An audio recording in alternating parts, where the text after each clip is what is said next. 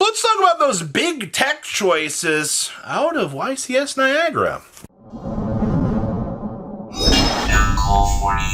Rage of the Abyss is here, and that means we have some interesting tech choices. So make sure you guys smash the crap out of that subscribe button so we can talk about Ghost Ogre over here.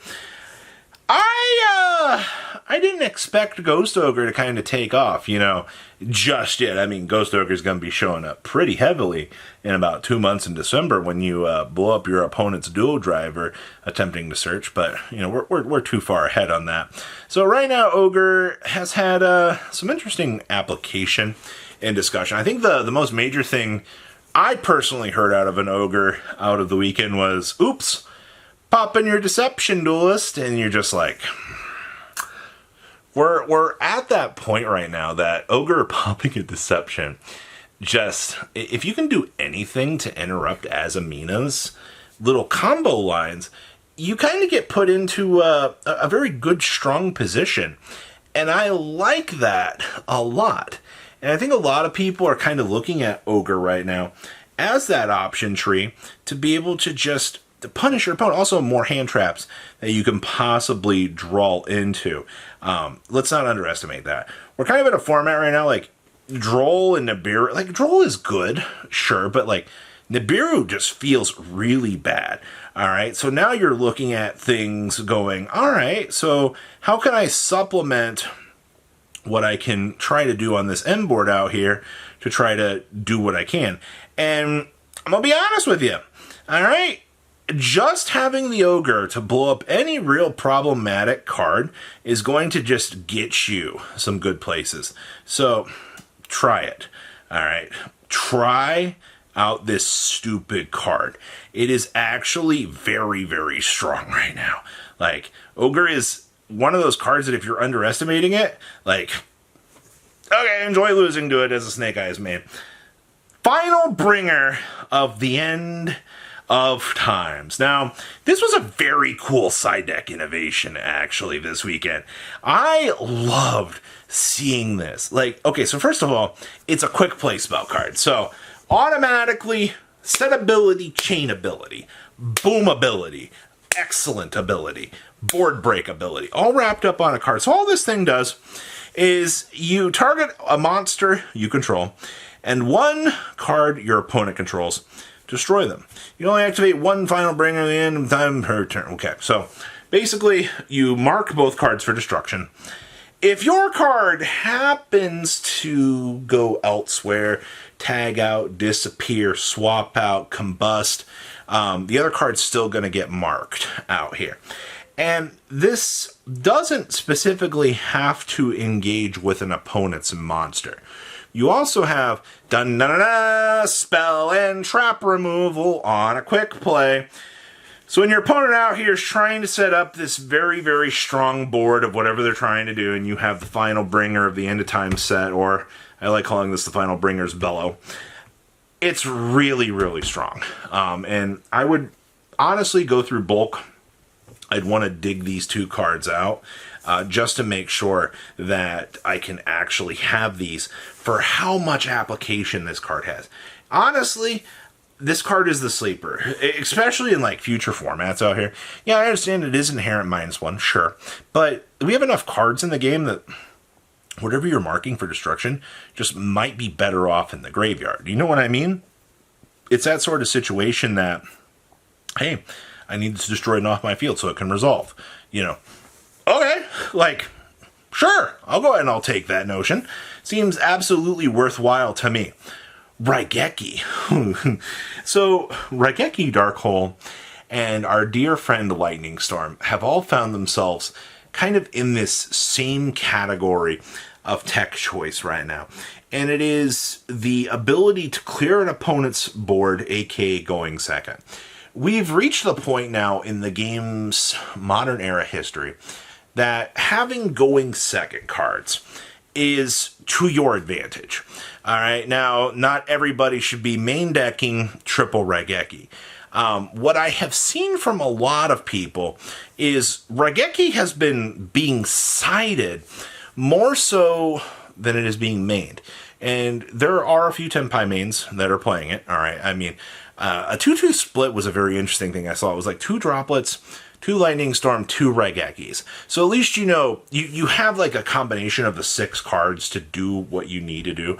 And also, kind of adjusting the ratios in that way kind of makes it so that, if you do see a droplet along the way, you don't totally just lose the advantage because you're under shifter.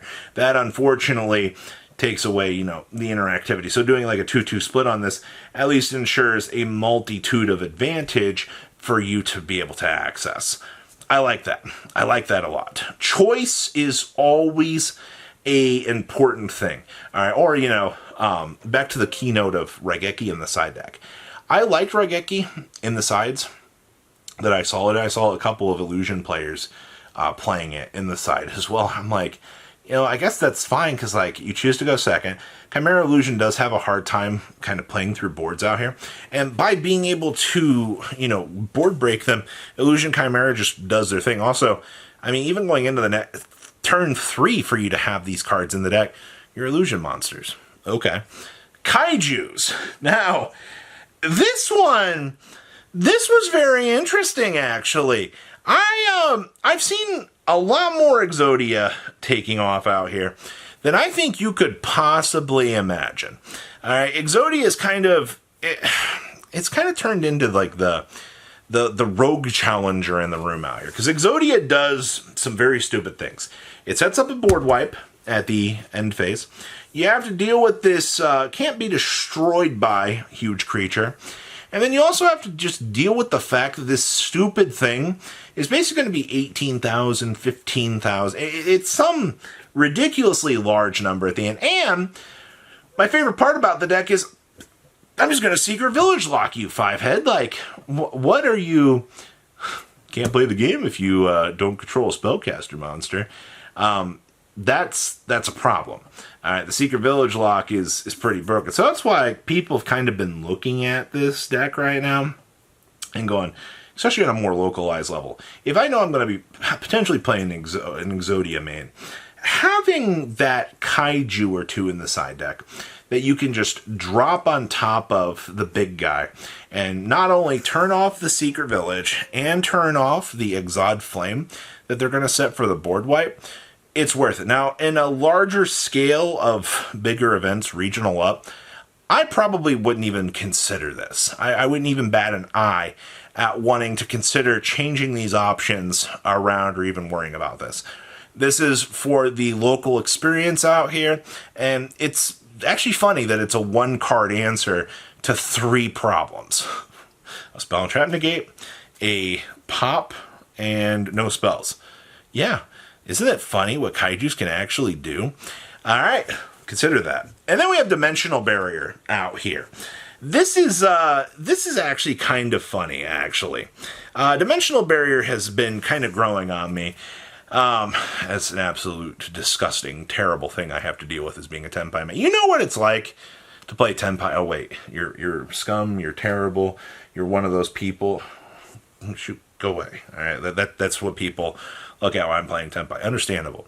But when you get Dimensional Barrier, it's good. All right, you stop me from playing the game. Now, obviously, I can go down link line plays. It's not like we don't have Promethean Princess to attempt to do things. But your takeaway with all of this is, well, I can still really, really, really ruin your day. All right, Heretics Heavenly Spheres, Chainmail Charmy into a Drago. Offers Handshake Duelist. You know what I mean? Like, you're not going to try to play through it. You're going to probably turn skip, try to hold on, and see what you can do. I get it, all right? It's one of those overall situations that you look at and you're like, yeah, I gotcha. I understand. So, Dimensional Barrier, Lingering Floodgate Condition, helps ensure that you do not lose the game, all right?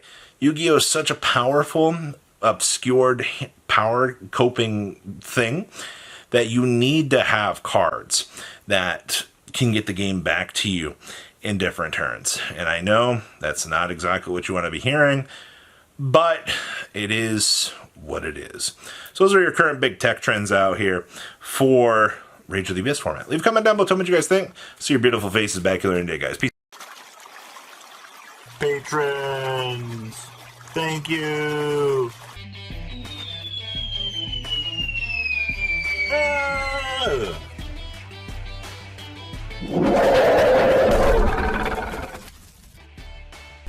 Thank you so much for watching. Check out these other videos.